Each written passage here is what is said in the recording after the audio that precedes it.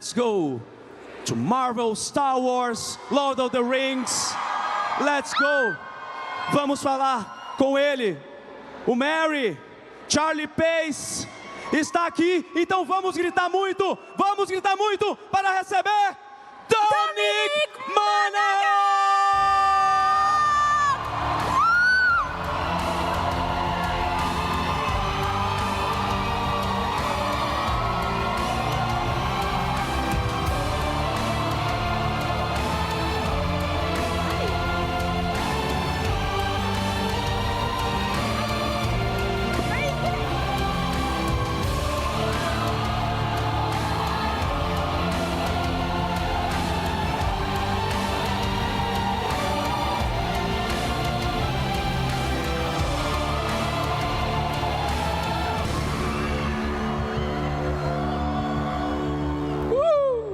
Hi, Dom. Can I call you Dom? Hi. Yeah, of course you can call me Dom. Oh, yeah. I lost my voice a little bit. Oh, don't worry. It's getting better, but it's not good. Don't worry. Everybody here is so happy to see you in any way. And everybody here is so happy to see you in Brazil. So I So see good to be here. You've asked for recommendations for like restaurants, for a place to watch football. So how is it Brazil so far? It's been great. I said last night on Instagram, the welcome here is really memorable. It's very warm. Brazilian people feel like they're very connected to their emotions. They're very happy showing their emotions. So there's been a lot of hugging, smiling, genuine kind of comments, which is very nice. I went to a restaurant called Dom today, which is kind of interesting. It suits you. Yeah, and the food was fantastic. You know, I've been to Brazil before, to Rio, to Manaus twice.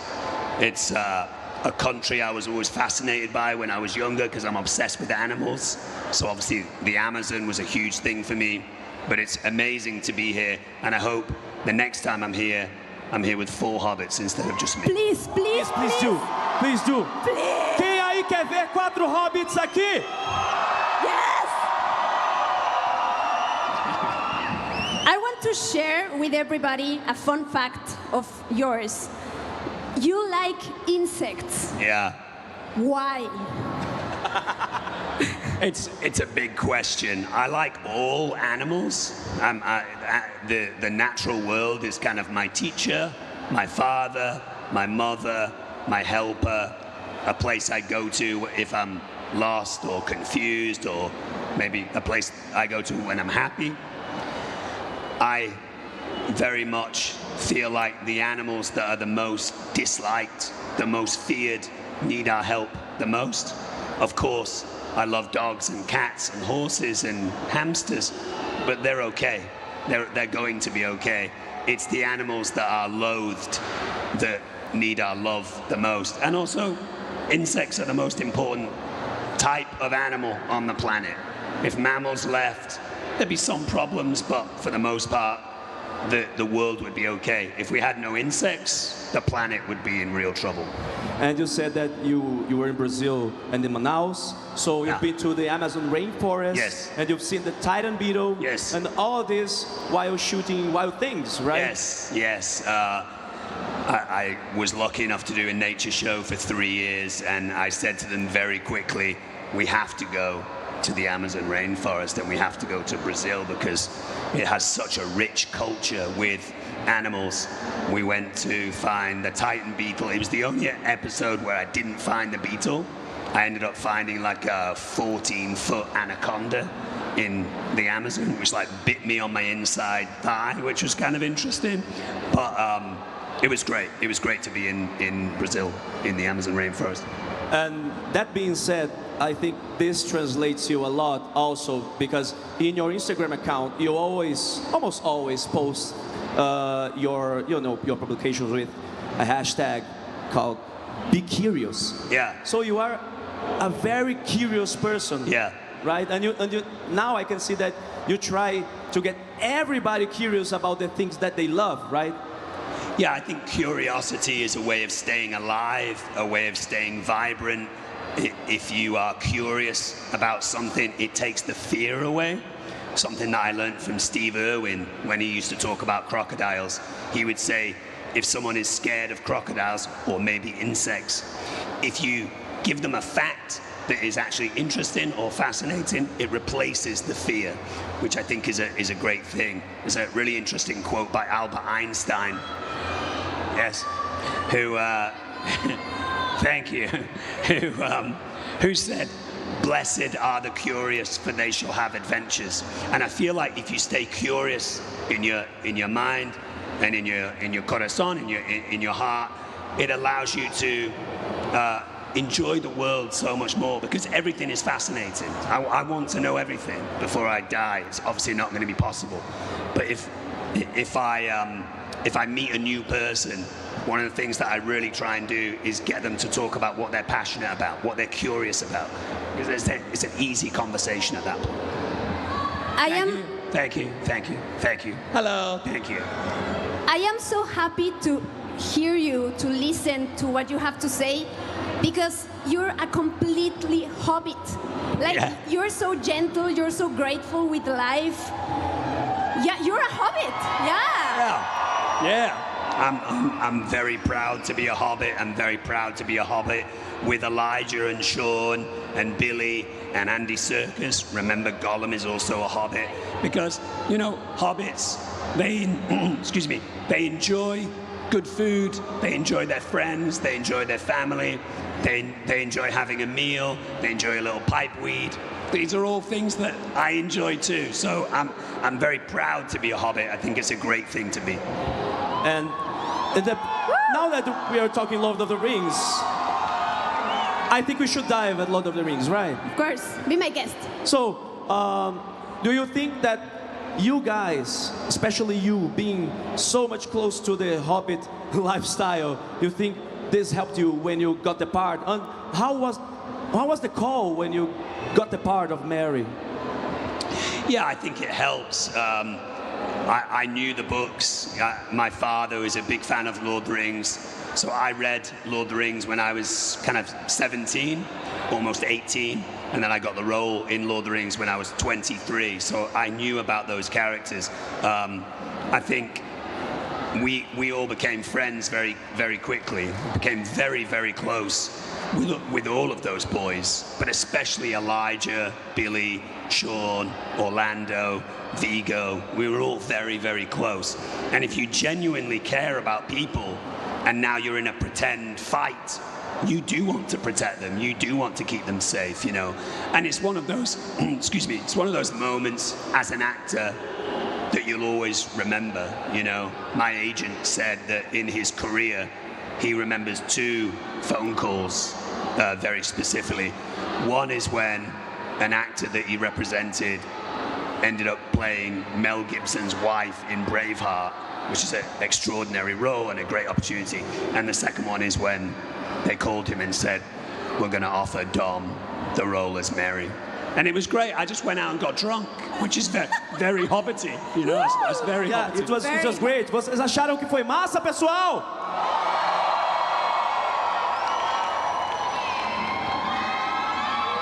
Dominic, because of the Fellowship of the Ring, I have a tattoo. Oh, me too. I know. I want to Yes. talk about that. Yes, you have the same tattoo. Yes. You have the same? I have the same, yeah. Oh, that's very cool. It's for everybody is the word 9 in Elvish, and almost all the actors of the Fellowship of the Ring Yeah. have that tattoo. Yeah. So I want to ask you about an anecdote. Were you drunk when you did that? No. No, we were sober. I mean, we might have got a little bit drunk as the day went on because we all stayed with everyone. So Okay. we were in New Zealand. Orlando and I started talking, and he said, "Do you want to get a tattoo?" And at this point, it was not the same tattoo, it was just a tattoo. And I was like, "Yeah, sounds good." And then we spoke to Billy and Elijah, and they said they would get a tattoo as well. And at that point, we said, well, what if we get something the same, like maybe the ring, or the word fellowship, or the word brotherhood? And then we started looking at different languages, and we asked Vigo, and we asked Ian, they were all into it. John Rhys Davies said no.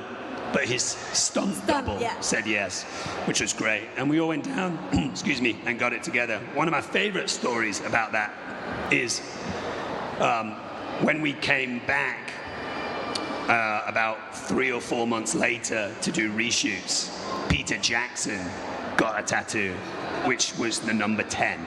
Wow. Because he said, I can't be part of the fellowship because that's 9 boys. So instead, I'll be the 10th member. And we were like, oh wow, that's pretty cool. Shit, I got goosebumps. Yeah, it's good, right? Even we were like, oh shit, Yeah. okay. I feel bad because I did the same tattoo and I don't belong to the fellowship. That's but fine. maybe You- one Do you time. think she belonged to the fellowship? Absolutely you do. Thank you. That trilogy of movies is for everybody, you know? As soon as we Thank make you. it, it's for the world. Thank you. And as Aragorn said, the hobbits bowed to no one, right? So they are very improbable heroes in this story. What have you learned from Mary when you were like living Mary, being Mary in the Middle Earth? I think it's we're living in a very interesting time.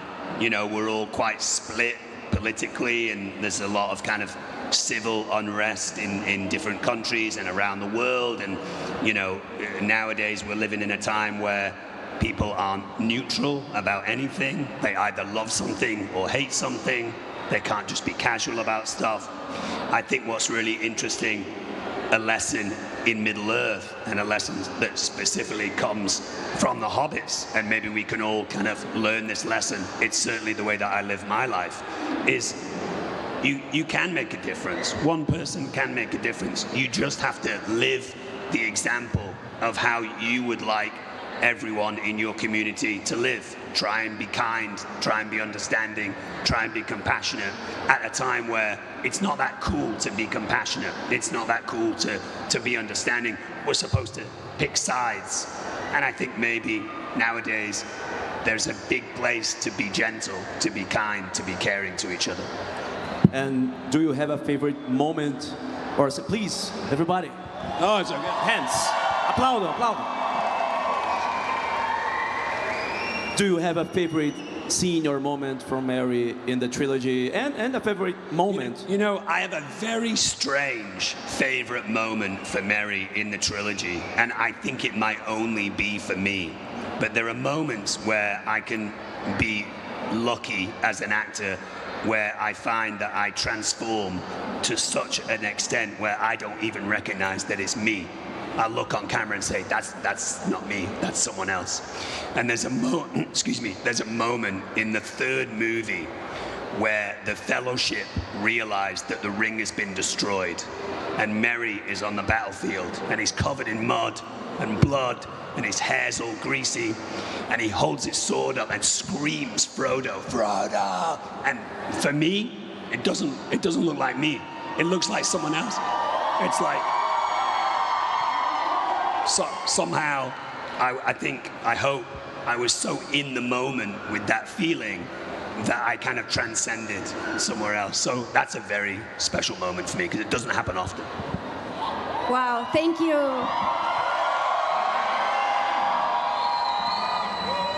I could spend like 1 week talking about Lord of the Rings with you. I will never get tired of that. But I want to ask about something else, because we are here surrounded by fans, and fandoms are amazing. You are a huge fan of football, of Manchester United. Yeah, Woo! the best. And today we lived the final draw of the FIFA World Cup. Yeah, I don't know if you've seen the I saw, groups yeah. already. yeah.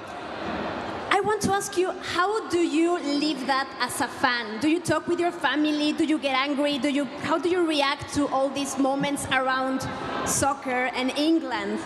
Yeah, it's interesting because my brother and my mom and I are massive Manchester United fans, and my father is a Manchester City fan. So we don't always agree as a family because my father supports Manchester City. We all support England. So today I was in touch with my mom and dad and brother and friends in England, and we learned that England is going to go up against Croatia, and who was the other teams in there? Ghana also? Yeah. And I can't remember who the third one was, but it was relatively easy. Oh yeah. Panama. Oh, Panama, close to here. So I think Croatia is going to be difficult. Also, obviously, I'm very good friends with Billy. Billy's like a brother of mine. So we were talking today, and I was on the phone with him, and I said, you got Brazil in your group, so you're going to be in trouble because you're not going to beat Brazil, you know. It's not going to be easy. It's not going to be easy. I think I was saying to some people at the convention over the last few days, if I had any time, because I haven't had that much time because I've obviously been here, if I had any time while I was here, I would have gone on a little pilgrimage to Santos to see the team that Pele used to play for, because, yeah, obviously in England we were lucky enough to invent the sport, but I think you can put a strong argument forward to say that Brazilians perfected the sport, and Pele is a massive hero for us in England, just an extraordinary human being, and lived an extraordinary life, and it would have been great to see that stadium, but it's also just another excuse for me to come back. So, quick question about Marvel, because you were in X-Men Origin Wolverine, and you said in your Instagram, yes, I was looking at it today, you said that you would love to star in a Doctor Strange movie. Oh yeah, I did, yeah. You've heard that there comes a third one, right? Right. What do you think about being in it? Yeah, I mean, that would be great. I thought the first Doctor Strange film was incredible, especially for the first moment when he falls into that world. It feels very much kind of like ayahuasca-y kind of world, and I'm kind of interested in that world. I thought Benedict Cumberbatch was really fantastic as Doctor Strange, and I love Spider-Man. I really like Into the Spider-Verse. I thought the animated films were just incredible.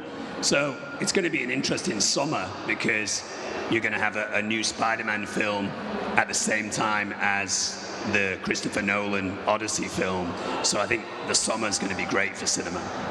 Awesome. Ooh, you know a lot about movies. Yeah, I love movies. I love movies. I'm obsessed. What is your favorite movie, now that you mentioned My favorite movie of all time is Apocalypse Now. Oh. Yeah, which was made a long time ago, so I guess you could call it Apocalypse Then. But yeah, it's an extraordinary film. And then it's an enjoyable film, and then right at the very end, Marlon Brando shows up with this insane performance. Brilliant. Dom, I'm like in full Dharma costume here because I want to talk about Lost just a little bit. Oh, sure. Okay.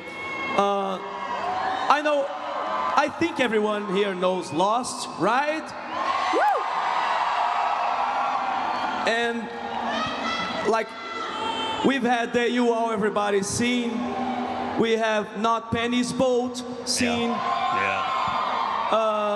For me, this was Charlie. Like, he was caring, gentle, and he tried his best to help people in and off the island. So, who is Charlie Pace for you? I thought Charlie was like a really interesting character. I think my favorite thing about Charlie was you could see his flaws quite easily, you know? He was trying to be good, and he was trying to be part of the solution on the island, but he's also a drug addict, and he's not just addicted to any drug, he's addicted to heroin, which, as we know, is a very strong drug and can make you do crazy things. So I was really fascinated with a very transparent character who does show his emotions and his heart a lot, but he consistently keeps failing. And what was really interesting for me at the end of that show, in terms of like a full circle, is even though Charlie fails, at the very end, he succeeds because he sacrifices himself so that others can live, which is a heroic thing to do, you know.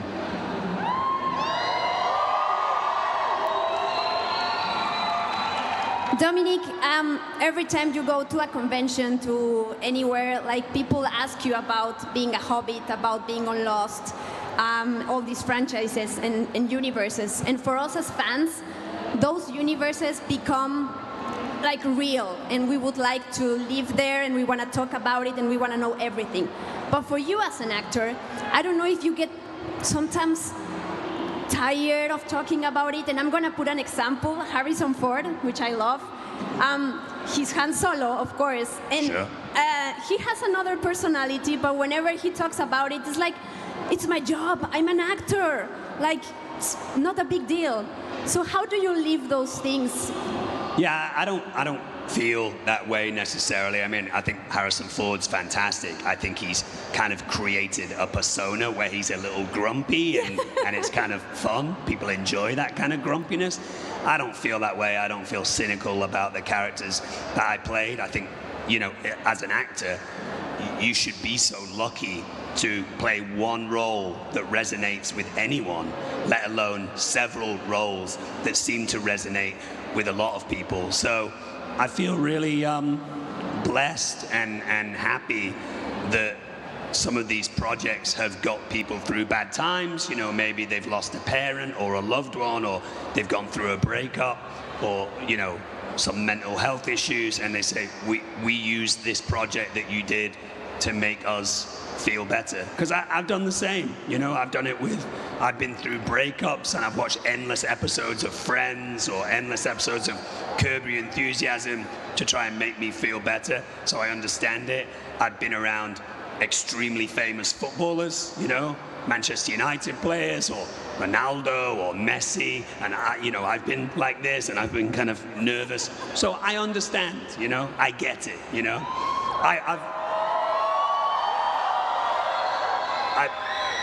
I've come to these type of conventions kind of similar, but it's even though I enjoy movies and video games and TV and stuff, the conventions that I go to are like insect conventions or conventions about the band The Beatles, you know, so that's my kind of fandom. And Radiohead, right? Yeah, You like I'm Radiohead. a big fan of Radiohead, extraordinary. I feel like Radiohead is that type of band where you'll get a lot of bands that will say, oh, we're the best band around, we're the biggest band around, we're making the best music. And then anytime Radiohead show up, they go, oh, I'll just keep quiet, Because they're just the best. I love that they do remind me of the Beatles in terms of the Beatles create a sound and it's successful, and then they end that sound and they create a new sound and it's successful and they end that sound. And Radiohead could have made the same album, the same sound over and over again, and we would have bought that music. But instead they say, no, we make one sound and then we start again, and then we make another sound. I mean, the difference between OK Computer and Amnesiac, or, you know, the Bends and Pablo Honey, they're completely different sounds. They're on a different level, Radiohead. So unfortunately, we are reaching the end of the panel. No. But first, I'd like you, please, Dom, follow us here, because we'd like to show you everybody here. You all, everybody. For You all, everybody. Yeah, you all, everybody. They are here. They get ready for the occasion, and they are here just for you. Like, there is Gandalf the White there. Oh yes, Gandalf the White. I've seen a Gandalf the few. White. Yeah. I've seen a few They're Gandalf the with Greys signs. as well. A Mary there. Nice. Mary. Yes. Oh, I like that we have. Drive Shaft, of course. Yes. And there goes the Balrog. Oh, nice. Yeah, Yes. I love it. They are here to see you. Well, and thank you. To be with you. Thank you so much for your support. Like I said to you guys at the start of the interview, I think one of the things that I'll remember the most about this convention in particular is the welcome from the Brazilian people is so warm and genuine. So thank you for that. Thank you. And speaking about welcome, we've heard that your birthday is coming, right? Yeah, I think is it Tuesday? I've lost track of time. I think it's Tuesday. December 8th. What December day is 8th. it? Yeah. But here in Brazil, sing happy birthday before the actual date, it will jinx. We have this common thing here. So we've chosen to sing one thing with all these people, especially for you. Oh, cool.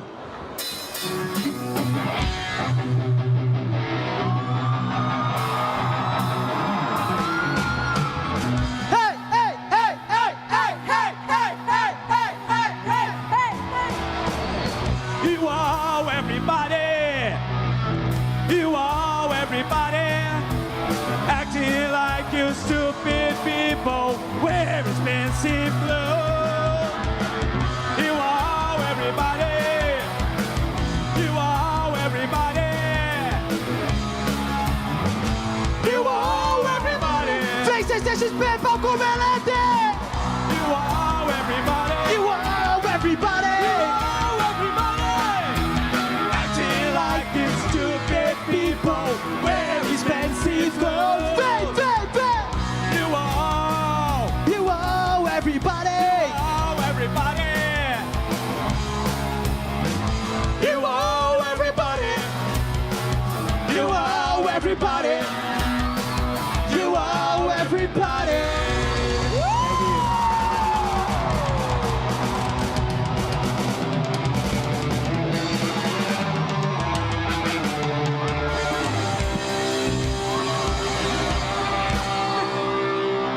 One more.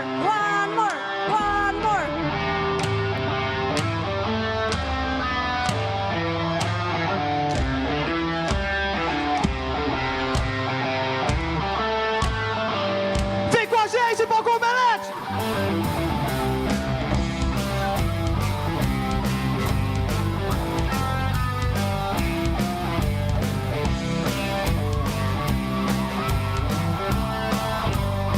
Todo mundo! Tá taking the hobbies to Isengard! Tá taking the hobbies to Isengard! Tá taking the hobbies to Isengard! Tá taking the hobbies to Isengard! Tá taking the hobbies to Isengard! Taking the hobbies to Isengard!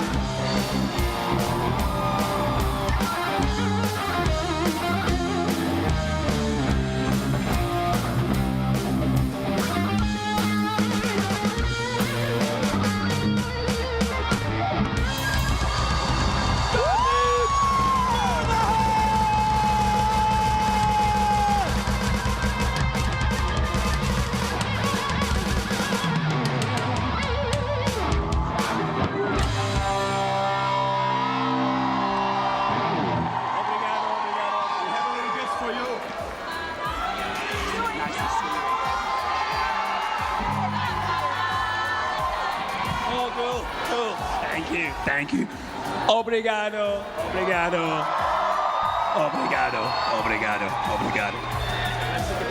Oh yeah, sure. This way.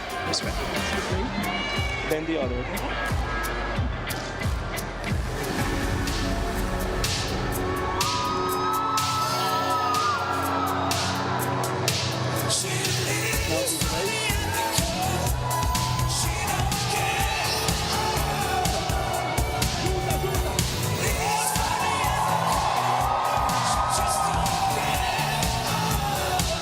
Thank you. Obrigado. Hopefully see you next time with 3 more hobbits, okay?